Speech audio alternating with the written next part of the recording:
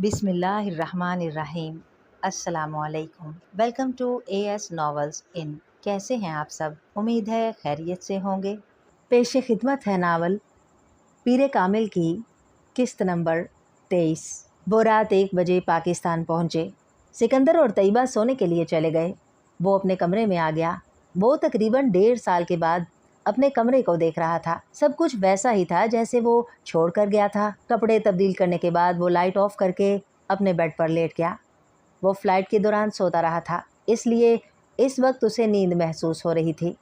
शायद ये जोग्राफियाई तब्दीली थी जिसकी वजह से वो सो नहीं पा रहा था। मैं वाकई आहिस्ता आहिस्ता बेख्वाबी का शिकार हो जाऊंगा, उसने तारीकी में कमरे की छत को घूरते हुए कहा। कुछ देर इसी तरह बेड पर करवटें बदलते रहने के बाद वो उठ बैठा।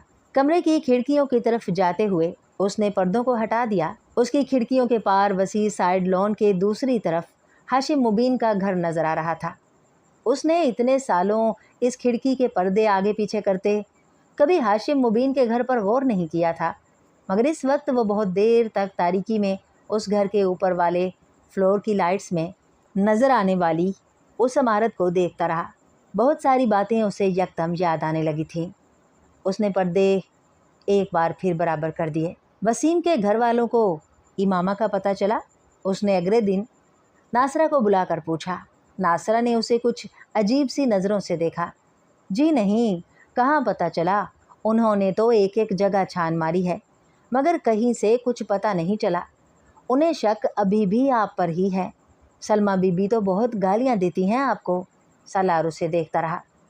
घर के नौकरों से भी पुलिस ने बड़ी पूछगिछ की थी, मगर मैंने तो मिजाल है ज़रा भी कुछ बताया हो।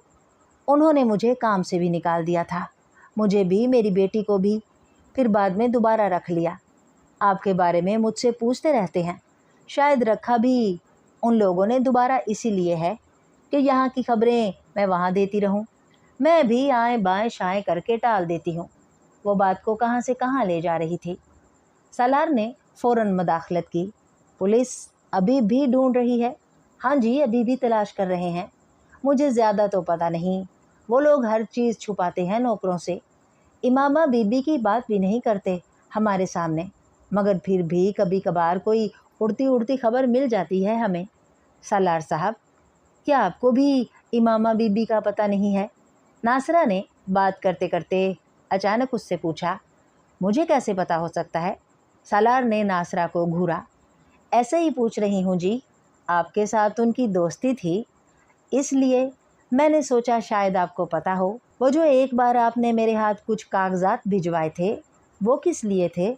उसका तजस्सुस अब तशवीशनाक हद तक बढ़ चुका था। इस घर के कागजात थे, मैंने ये घर उसके नाम कर दिया था।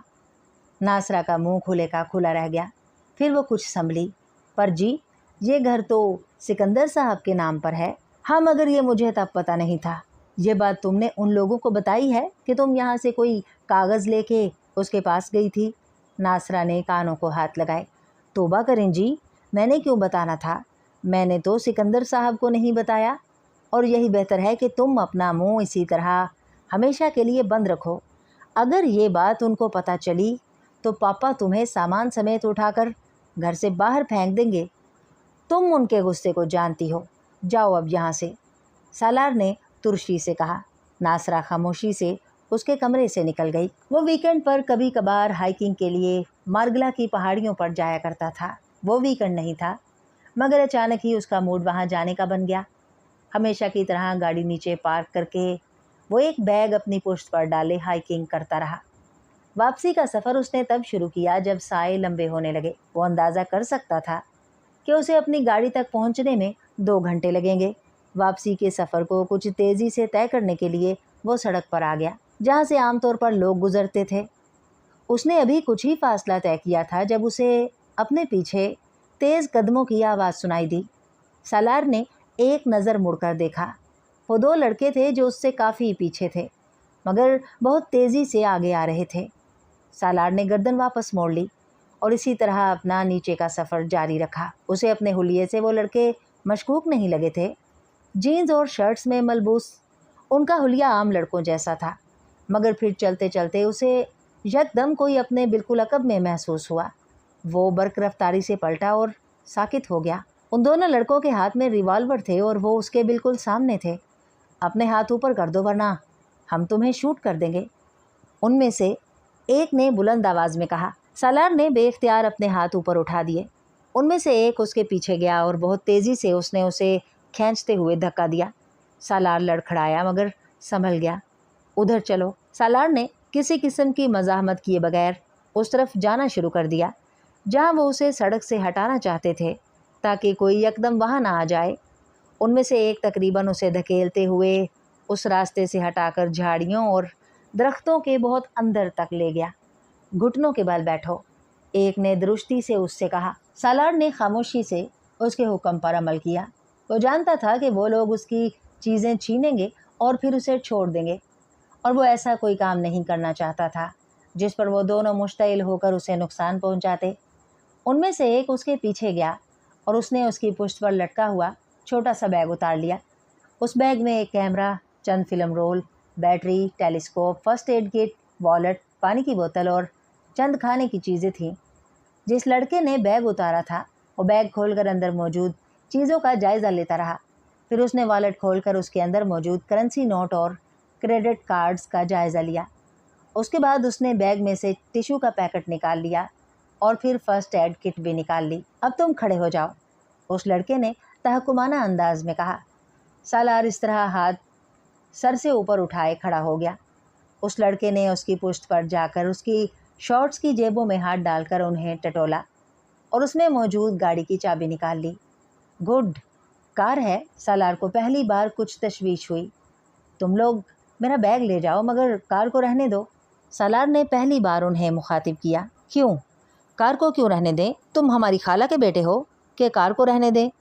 उस लड़के ने दुरुस्त लहजे में कहा। तुम लोग अगर कार ले जाने की कोशिश करोगे तो तुम्हें बहुत से प्रॉब्लम्स होंगे।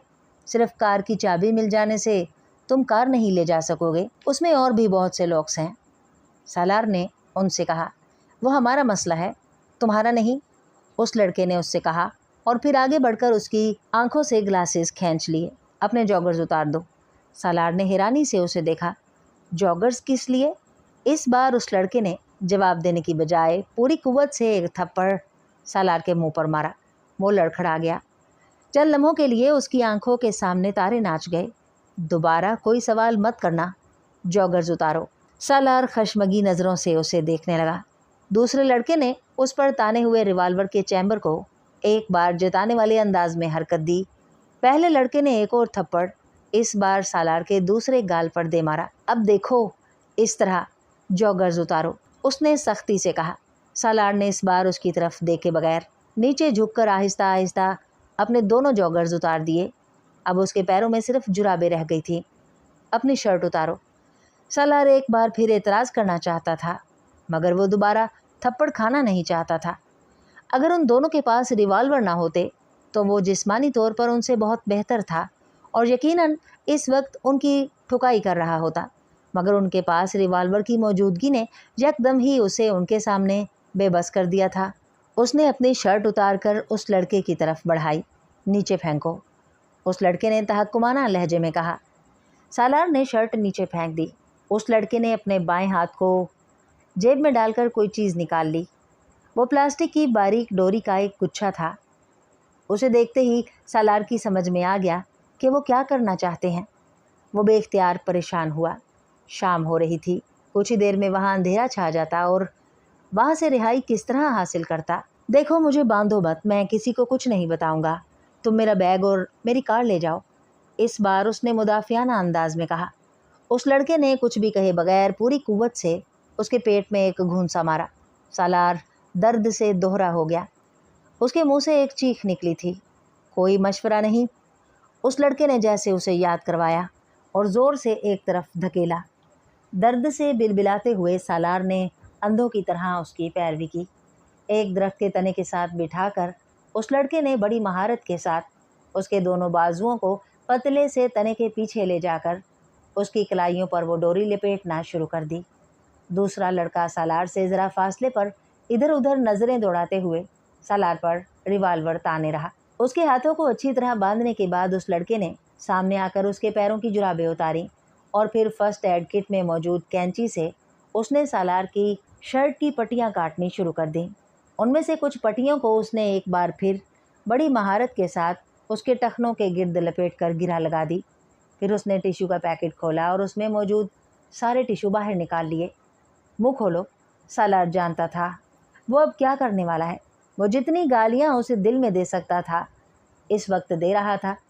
उस लड़के ने यके बाद दीगरे वो सारे टिश्यू उसके मुंह में ठूंस दिए और फिर शर्ट की वाहिद बच जाने वाली पट्टी को घोड़े की लगाम की तरह उसके मुंह में डालते हुए दरख्त के तने के पीछे उसे बांध दिया। दूसरा लड़का अब इत्मीनान से बैग बंद कर रहा था।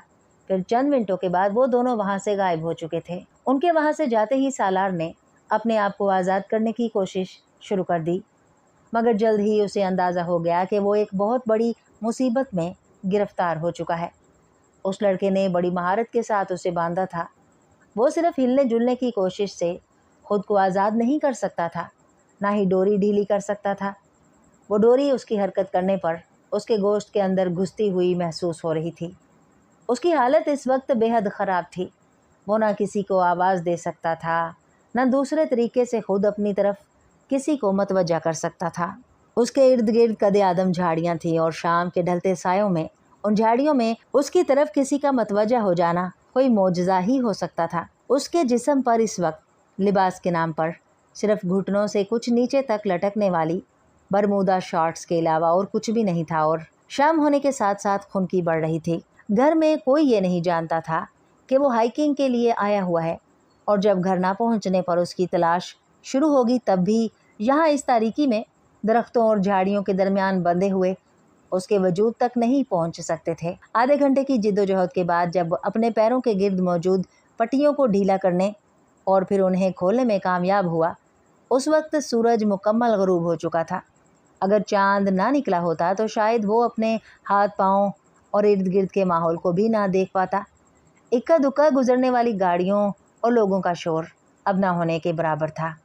उसके इर्द गिर्द झींगरों की आवाज़ें गूंज रही थीं और वो गर्दन से कमर तक अपनी पुश्त पर दरख्त के तने की वजह से आने वाली रगड़ और खराशों को बखूबी महसूस कर सकता था। दरख्त के दूसरी तरफ उसके हाथों की कलाइयों में मौजूद डोरी अब उसके गोश्त में उतरी हुई थी। वो हाथों को मज़ीद हरकत देने के काबिल नहीं रहा था। वो कलाइयों से उठती टीसें बर्दाश्त नहीं कर पा रहा था। उसके मुंह के अंदर मौजूद टिश्यूज़ अब गल चुके थे और अब उनके गलने की वजह से वो मुंह में लगाम की तरह कसी हुई पट्टी को हरकत देने लगा था, मगर वो गले से आवाज़ निकालने में अब भी बुरी तरह नाकाम था, क्योंकि वो इन गले हुए टिश्यूज़ को ना निगल सकता था ना उगल सकता था। वो इतने ज़्यादा थे कि वो उन्हें च्युइंगम की तरह चुबाने में भी नाकाम था। उसके जिस्म पर कपकपी तारी हो रही थी। वो सुबह तक इस हालत में वहाँ यकीनन ठिठर कर मर जाता, अगर खौफ या किसी जहरीले कीड़े के काटने से ना मरता तो। उसके जिस्म पर अब छोटे छोटे कीड़े रेंग रहे थे और बार बार वो उसे काट रहे थे।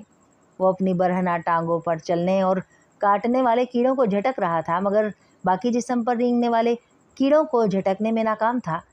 और वो नहीं जानता था कि इन छोटे कीड़ों के बाद उसे और किन कीड़ों का सामना करना पड़ेगा, और अगर वहाँ बिच्छू और सांप होते तो। वक्त गुजरने के साथ साथ उसकी हालत मज़ीद ख़राब हो रही थी।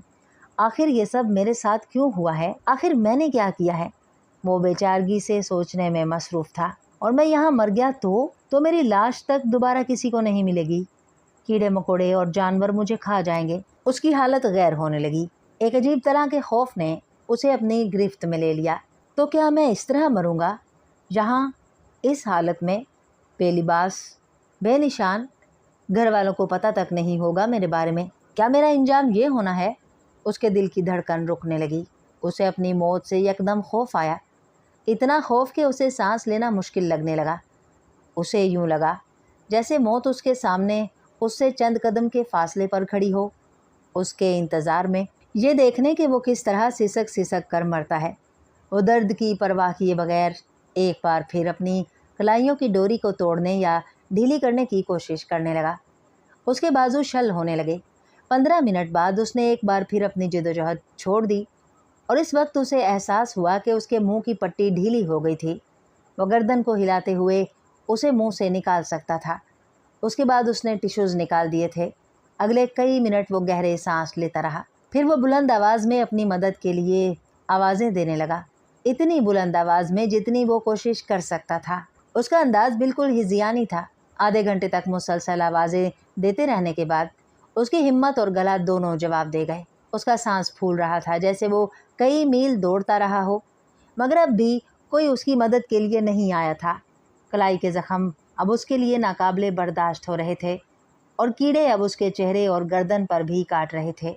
वो नहीं जानता था कि एकदम उसे क्या हुआ। बस वो बुलंद आवाज़ में बच्चों की तरह फूट फूट कर रोने लगा।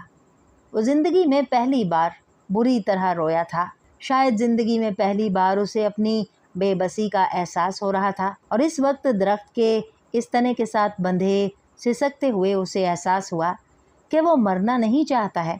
वो मौत से उसी तरह खौफजदा हो रहा था जिस तरह न्यू हेवन में हुआ था। वो नहीं जानता वो कितनी देर इसी तरह बेबसी के आलम में बुलंद आवाज़ में रोता रहा। फिर उसके आंसू खुश्क होने लगे। शायद वो इतना थक चुका था कि अब रोना भी उसके लिए मुमकिन नहीं रहा था। निढाल सा होकर उसने दरख्त के तने से सर टिकाते हुए आंखें बंद कर लीं। उसके कंधों और बाजुओं में इतना दर्द हो रहा था कि उसे लग रहा था वो कुछ देर में मफलूज हो जाएंगे, फिर वो कभी उन्हें हरकत नहीं दे सकेगा। मैंने कभी किसी के साथ इस तरह नहीं किया, फिर मेरे साथ ये सब क्यों हुआ? उसकी आंखों से एक बार फिर आंसू बहने लगे। सालार, मेरे लिए पहले ही बहुत प्रॉब्लम्स हैं, तुम इसमें इजाफा ना करो। मेरी ज़िंदगी पहले ही बहुत मुश्किल है और हर गुज़रते दिन के साथ और मुश्किल होती जा रही है। कम अज़ कम तुम तो मेरी सिचुएशन को समझो, मेरी मुश्किलात को मत बढ़ाओ। दरख्त के तने के साथ टेक लगाए सालार ने अपनी आंखें खोल दी। उसका हलक खुश्क हो रहा था। नीचे, बहुत दूर इस्लामाबाद की रोशनियां नज़र आ रही थी। मैं तुम्हारे मसाइल में इजाफा करने की कोशिश कर रहा हूँ। मैं, माय डियर इमामा, मैं तो तुम्हारी मदद में घुल रहा हूँ, तुम्हारे मसाइल ख़त्म करने की कोशिश कर रहा हूँ। तुम खुद सोचो, मेरे साथ रहकर तुम कितनी अच्छी और महफूज ज़िंदगी गुजार सकती हो। सालार ने अपने होंठ भींच लिए। सालार, मुझे तलाक दे दो। भराई हुई लजाजत आमेज़ आवाज़। स्वीट हार्ट, तुम कोर्ट में जाकर ले लो, जैसा कि तुम कह चुकी हो। वो अब चुपचाप खुद से बहुत दूर नज़र आने वाली रोशनियों को देख रहा था। कोई उसके सामने जैसे आईना लेकर खड़ा हो गया था जिसमें वो अपना अक्स देख सकता था और अपने साथ साथ किसी और का भी। मैंने इमामा के साथ सिर्फ मजाक किया था, वो बड़बड़ाया। मैं उसे कोई तकलीफ़ पहुंचाने का इरादा नहीं रखता था। उसे अपने अल्फाज खोखले लगे। वो पता नहीं किसको वजाहत देने की कोशिश कर रहा था। बहुत देर तक वो इसी तरह इस्लामाबाद की रोशनियों को देखता रहा। फिर उसकी आंखें धुंधलाने लगी। मैं मानता हूँ मुझसे कुछ गलतियाँ हो गईं। इस बार उसकी आवाज़ भर्राई हुई सरगोशी थी। मैंने जानते बूझते उसके लिए मसाइल खड़े करने की कोशिश की। मैंने उसे धोखा दिया, मगर मुझसे गलती हो गई और मुझे पछतावा भी है। मैं जानता हूँ मेरे तलाक ना देने से और जलाल के बारे में झूठ बोल देने से उसे बहुत ज़्यादा परेशानी का सामना करना पड़ा होगा। मुझे वाकई पछतावा है इस सब के लिए, मगर इसके अलावा तो मैंने किसी और को कभी धोखा नहीं दिया, किसी के लिए परेशानी खड़ी नहीं की। वो एक बार फिर रोने लगा। मेरे खुदा, अगर एक बार मैं यहाँ से बच गया, मैं यहाँ से निकल गया, तो मैं इमामा को ढूंढूंगा, मैं उसे तलाक दे दूंगा, मैं जलाल के बारे में भी उसे सच बता दूंगा। बस एक बार आप मुझे यहाँ से जाने दें। वो अब फूट फूट कर रो रहा था। पहली बार उसे एहसास हो रहा था कि इमामा ने उसके तलाक देने से इनकार पर क्या महसूस किया होगा। शायद इसी तरह उसने भी अपने हाथ बंधे हुए महसूस किए होंगे जिस तरह वो कर रहा था। वहाँ बैठे हुए पहली बार वो इमामा की बेबसी, खौफ और तकलीफ़ को महसूस कर सकता था। उसने जलाल अंसर की शादी के बारे में उससे झूठ बोला था और उसके झूठ पर इमामा के चेहरे का तासुर उसे अब भी याद था। उस वक्त वो उस तासुर से बेहद महजूज हुआ था। वो इस्लामाबाद से लाहौर तक तकरीबन पूरी रात रोती रही थी और वो बेहद मसरूर था। वो इस वक्त उसकी ज़हनी और जज्बाती कैफियत का अंदाज़ा कर सकता था। इस अंधेरी रात में उस गाड़ी में सफ़र करते हुए उसे अपने आगे और पीछे कुछ भी नज़र नहीं आ रहा होगा। वाहिद पनाहगाह जिसका वो सोच कर निकली थी वो जलाल अंसर का घर था और सालार सिकंदर ने उसे वहाँ जाने नहीं दिया था। वो रात के इस पहर वहाँ असाब में उतरने वाली तारीकी में बैठकर उन अंदेशों और खौफ का अंदाज़ा कर सकता था जो उस रात इमामा को रुला रहे थे। मुझे अफसोस है مجھے واقعی افسوس ہے، لیکن میں کیا کر سکتا ہوں؟ اگر وہ مجھے دوبارہ ملی تو میں اس سے ایکسکیوز کر لوں گا، میں جس حد تک ممکن ہوا اس کی مدد کروں گا، مگر اس وقت تو میں کچھ بھی نہیں کر سکتا۔ اگر میں نے کبھی کوئی نیکی کی ہے تو اس کے بدلے رہائی دلا دے، او گاڈ، پلیز پلیز پلیز۔ اس نے بہتے ہوئے آنسوؤں کے ساتھ اپنی نیکیاں گننے کی کوشش کی جنہیں وہ گنوا سکے۔ اس وقت پہلی بار اس پر یہ ہولناک انکشاف ہوا کہ اس نے زندگی میں اب تک کوئی نیکی نہیں کی تھی، کوئی نیکی جسے وہ اس وقت اللہ کے سامنے پیش کر کے اس کے بدلے میں رہائی مانگتا۔ ایک اور خوف نے پھر اس کو اپنی گرفت میں لے لیا تھا۔ اس نے زندگی میں کبھی خیرات نہیں کی تھی اور وہ اس پر یقین نہیں رکھتا تھا۔ وہ ہوٹلز اور ریسٹورنٹس میں ٹپ خوش دلی سے دیا کرتا تھا، مگر کبھی کسی فقیر کے ہاتھ پھیلانے پر اس نے اسے کچھ نہیں دیا تھا۔ اسکول کالج میں مختلف کاموں کے لیے جب فنڈ جمع ہوتے تب بھی وہ ٹکٹس خریدنے یا بیچنے سے صاف انکار کر دیتا۔ میں چیریٹی پر یقین نہیں رکھتا۔ اس کی زبان پر روکھے انداز میں صرف ایک ہی جملہ ہوتا، میرے پاس اتنی فالتو رقم نہیں ہے کہ میں ہر جگہ لٹاتا پھروں۔ اس کا یہ رویہ نیو ہیون میں بھی جاری رہا تھا۔ یہ سب صرف چیریٹی تک ہی محدود نہیں تھا، یہ چیریٹی کے علاوہ بھی کسی کی مدد کرنے پر یقین نہیں رکھتا تھا۔ اسے کوئی ایسا لمحہ یاد نہیں آیا جب اس نے کسی کی مدد کی ہو، صرف امامہ کی مدد کی تھی، اور اس مدد کے بعد اس نے جو کچھ کیا تھا اس کے بعد وہ اسے نیکی نہیں سمجھ سکتا تھا۔ وہ عبادت کرنے کا بھی عادی نہیں تھا۔ شاید بچپن میں اس نے چند بار سکندر کے ساتھ عید کی نماز پڑھی ہو، مگر وہ بھی عبادت سے زیادہ ایک رسم تھی۔ اسے نیو ہیون میں وہ رات یاد آئی جب وہ عشاء کی نماز ادھوری چھوڑ کر بھاگ گیا تھا، اور اس کے ساتھ اسے اس ہوکر کو دیے ہوئے $50 بھی یاد آئے۔ شاید وہ واحد موقع تھا جب اسے کسی پر ترس آیا تھا۔ وہ مستقل اپنے ذہن کو اپنی کسی نیکی کی تلاش میں کھنگالتا رہا، مگر ناکام رہا، اور پھر اسے اپنے گناہ یاد آنے لگے۔ کیا تھا جو وہ نہیں کر چکا تھا؟ اس کے آنسو، گڑ گڑانا، رونا، سب کچھ یکدم ختم ہو گیا۔ حساب کتاب بالکل صاف تھا۔ وہ اگر آج اس حالت میں مر جاتا تو اس کے ساتھ کوئی زیادتی نہ ہوتی۔ 22 سال کی عمر میں وہاں بیٹھے کئی گھنٹے صرف کرنے پر بھی جس شخص کو اپنی کوئی نیکی یاد نہ آئے، جبکہ اس شخص کا IQ لیول 150 ہو اور اس کی میموری فوٹوگرافک، وہ شخص اللہ سے یہ چاہتا ہو کہ اسے اس کی کسی نیکی کے بدلے اس آزمائش سے رہا کر دیا جائے جس میں وہ پھنس گیا ہے۔ What is next to ecstasy؟ اس نے ٹین ایج میں کوکین پیتے ہوئے ایک بار اپنے دوست سے پوچھا تھا، وہ بھی کوکین لے رہا تھا۔ More ecstasy، اس نے کہا تھا۔ اس نے کوکین لیتے ہوئے اسے دیکھا۔ There is no end to ecstasy. It is preceded by pleasure and followed by more ecstasy۔ وہ نشے کی حالت میں اس سے کہہ رہا تھا۔ سالار مطمئن نہیں ہوا۔ No, it does end۔ What happens when it ends؟ When it really ends۔ اس کے دوست نے عجیب سی نظروں سے اسے دیکھا۔ You know it yourself, don't you? You have been through it off and on۔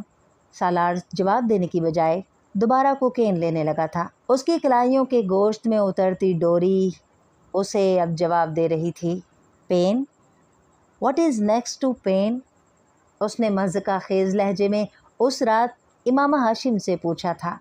Nothingness۔ رسی نما کوئی چیز لہراتے ہوئے اس کے جسم پر گری تھی۔ اس کے سر، چہرے، گردن، سینے، پیٹ اور وہاں سے تیز رفتاری سے رینگتی ہوئی اتر گئی۔ سالار نے کانپتے جسم کے ساتھ اپنی چیخ روکی تھی۔ وہ کوئی سانپ تھا جو اسے کاٹے بغیر چلا گیا تھا۔